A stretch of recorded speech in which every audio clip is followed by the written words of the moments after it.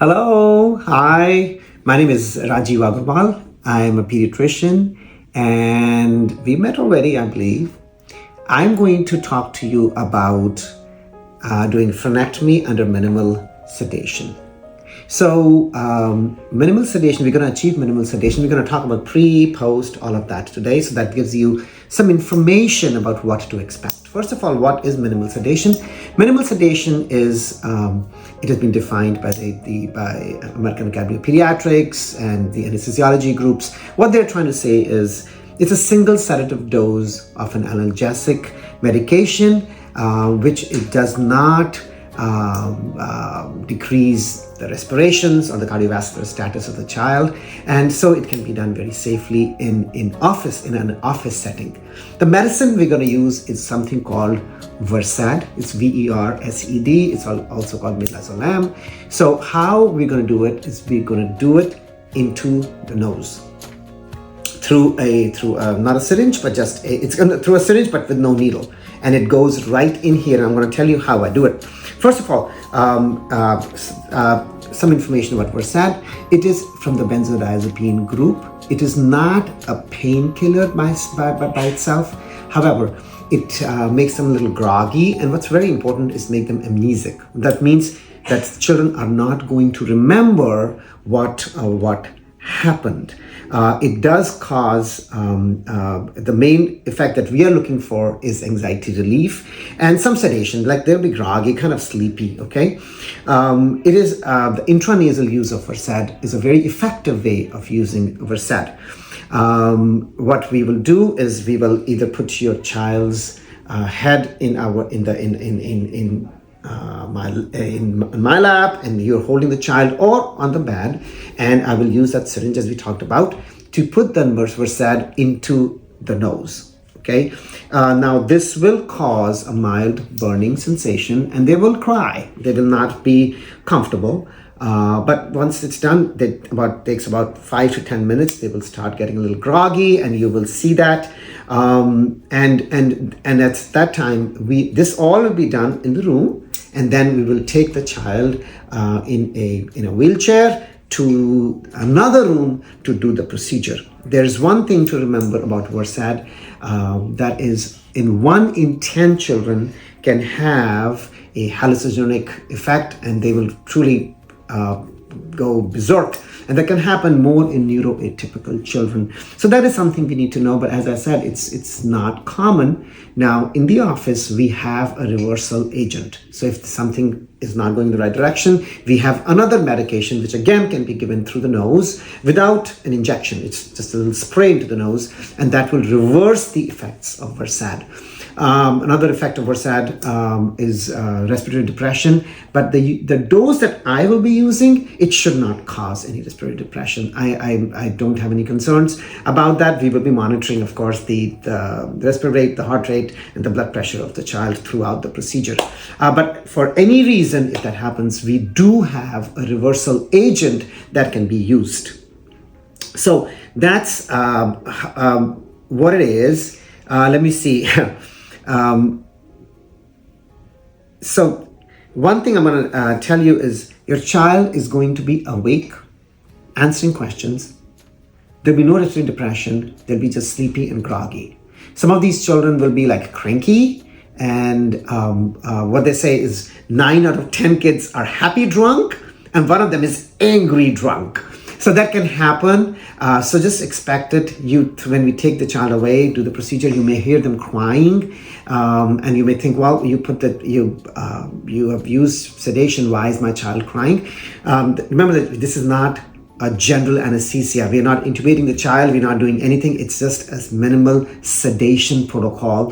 So the child is consciously talking to you and is responding. So the child is not completely out. So you will hear them crying, and it can be very hard for parents to hear their child cry in the room when they're not there. So I just want to make sure that we both are prepared for it. The child's going to be drowsy and lethargic when they come back also. So this is what I would like to do. Like to talk to you about the what I expect you to do, so that will help us out in taking good care of your child and for the minimal sedation. The child should not get anything to eat by mouth for 6 hours before the procedure, milk 4 hours, and they can have water, clear fluids like Sprite, up to 2 hours before the procedure. If you do if the child eats before that, we will have to cancel the procedure.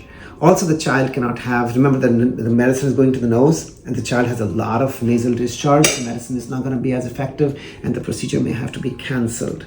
I would prefer for you to bring 2 people to the procedure, so that one person, when you're driving home, is driving and the other one is making sure that the child is not doing this and not cutting off their airway. So just monitoring the child, that's really all we want to be able to achieve before. It's always a good idea to talk to your child and talk to them about it. Let them ask questions. It is very important. They need to know. If they know, their anxiety is less. Also, let them bring their favorite toy or whatever they want, a blankie, and that really does help the anxiety to go down. So this is what happens. The child gets the Versad, gets a little groggy. We take the child to the procedure room. There we will put them in a papoose board. A papoose board is just like making them a little taco. We put them in like this and wrap them up. It doesn't hurt them at all. It feels them, in fact, make very secure. But sometimes kids may not like it as much and they may cry. But they're groggy, and though you may hear them crying, I know I'm repeating myself, but I think it's important for parents to know that even if they're crying, they're not going to remember any of this. Then what I do is I visualize the frenulum. I put some local anesthetic there, so that'll take away the pain, and I do the procedure as I otherwise would. Then I'm going to put some stitches in there, and those stitches are dissolvable, so you don't need to come back to get them removed. And it takes another maybe 5 minutes to do that, and the child is going to come back to you. The child's going to be groggy and kind of disoriented, but most of them are very comfortable, and they will be breathing by themselves. They'll be fine. There's no other effects of Versad or the procedure that we need to be worried about. We will monitor their heart rate, blood pressure, and their respiratory rate. Once the child is able to keep up and is responding neurologically, is back to where they need to be, they can be discharged home. What I want you to know that as I already talked about, having 2 adults, one driving, one looking at the child may feel also a little bit of nausea. So when you start back, the child can eat almost immediately. Maybe wait a little bit, make sure that they're okay and they're talking to you, and then give them something to drink. Something like Mountain Dew or something with high sugar will help them get over the side effects of Versad faster and also feel much better earlier. The child may not be able to walk, or maybe walk as steadily, and maybe a little wobbly. So just make sure that if they have to go to the bathroom, you just go with them, kind of help them out so that they don't fall and hurt themselves. Also, the older children may need a little bit of supervision. Of course, I would not arrange for play dates that evening or anything, have a full day afternoon and we're going to do this and that. I think it would be a very good idea for the child to rest that day, and for you to be able to take off and kind of be with the child to make sure things are going okay. Going to daycare, I would say maybe the next day, not that day, because you want to get them back to their normal self before their activities are resumed. And it doesn't take that long. I'm just telling you how to plan your day around that. Give them fluids. You can give them fluids as soon as the local anesthetic is worn off, or when they are neurologically awake to you. Give them, they can be nauseous a little bit after the procedure, after the Versad. So don't give them a heavy meal on the way or even at home. Take it slow.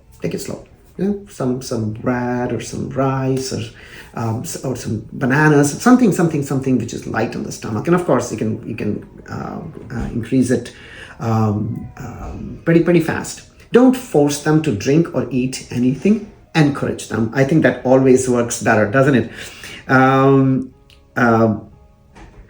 Make sure when they're sleeping, they don't sleep like this. They're sleeping with like in your presence or some where you can monitor them. Make sure they get plenty of fluids during the day. Pedialyte, Gatorade, any kind of fluids like that would be great. Sometimes I've seen that parents may have the child can get a little fever, but it's low grade fever. They will be getting Tylenol / Motrin for pain anyway, so that should help with the fever. Important question: when should I call the office? You know, what are the signs and symptoms to look out for? They can feel nauseous. Vomiting is unusual, but if they have continuous vomiting, maybe 3 or 4 times, then of course call the office, and we will be happy to walk you through with what needs to happen. If the temperature is high, like more than 101 for more than 24 hours, you definitely want to get them to be seen.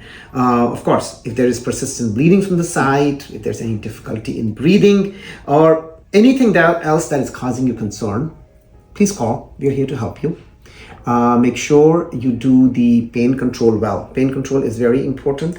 Tylenol every 4 hours. Motrin can be given every 6 hours. You can do arnica or other homeopathic medicines along with these. That helps.